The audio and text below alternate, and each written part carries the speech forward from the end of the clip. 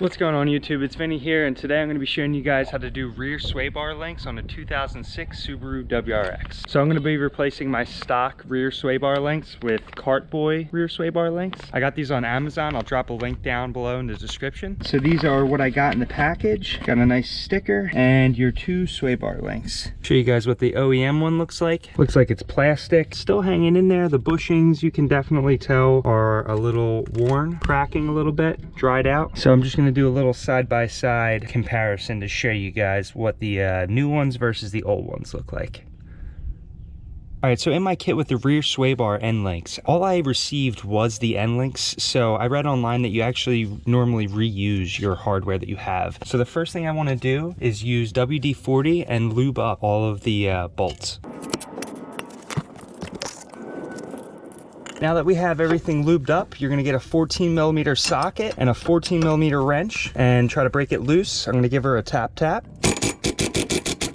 And just like that, your nut should come off and the bolt will still be in there. We can leave that in for right now. We're gonna do the same thing on the bottom. You give her a tap tap.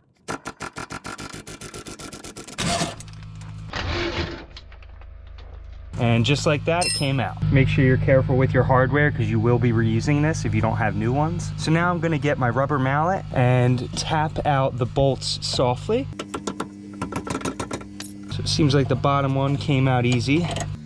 So just am sliding this up, give it a wiggle, and it should come right out. So I'm noticing on this bolt, there's a lot of corrosion right here. I'm not sure if I'll be able to reuse this or not, so I'm gonna have to try to work and get this one out. So I had the sway bar link removed, and then I tried to press the bolt out, and it actually pressed the whole bushing out with the bolt. And then I tried to get the bolt out, and I'm just realizing it's not gonna happen. So it looks like I need to get some new hardware. I'm gonna put a link in the description also for the hardware, because that might be a good idea if you're going to replace these.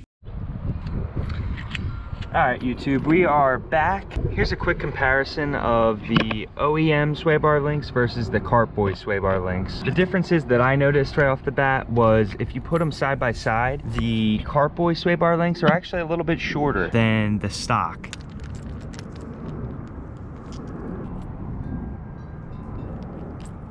These seem to be made of some type of plastic, and this is some type of metal that they use. Lightweight still, feels very durable, looks kind of pretty. Now when you get the rear sway bar end link kit, it usually only comes with the sway bar links, not the hardware. So what I had to do was purchase new hardware because my old hardware on these was pretty unusable. I actually ended up pushing out the entire bushing when I was trying to push the bolt out. So as you guys can see, that's toast. I'll have some links in the description for all the hardware as well as the sway bar links that I got, and information below on these bolts. I'll list it all out and make it easy for you guys because it did take me a little while to find. So here's the Cartboy rear sway bar link. You're gonna notice that with the new hardware, this is the top bolt and the one over here is the bottom bolt. So it's a little bit longer and it has a washer and a lock washer with just the 14mm nut.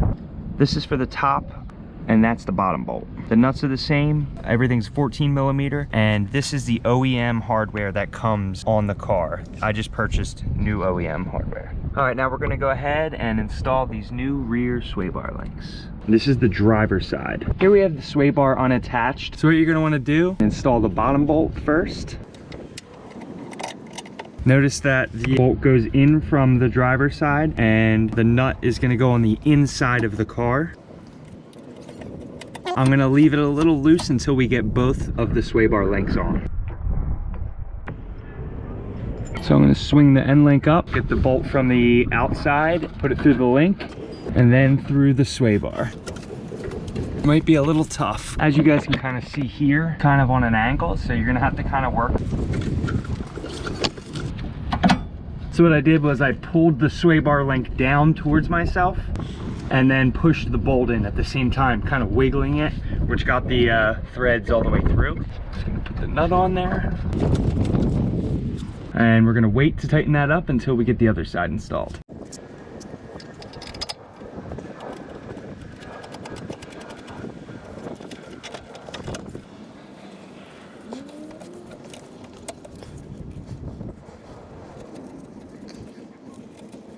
And there you go. So I'm gonna go ahead and tighten it up.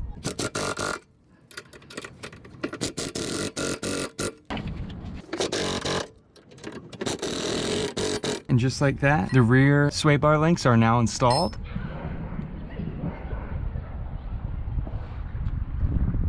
That was the installation of the rear sway bar links for a 2006 Subaru WRX. If you guys haven't already checked it out, check out the front sway bar end link video. Make sure you guys check out the links in the description for all the parts that I use in this video, as well as the hardware. Hope you guys enjoyed the video, and if you guys have any questions, just leave a comment down below. If this video helped you guys out, leave a like, and if you guys want to see more content on the Subaru, don't forget to subscribe. I'll see you guys next time. Thanks for watching. Yeah.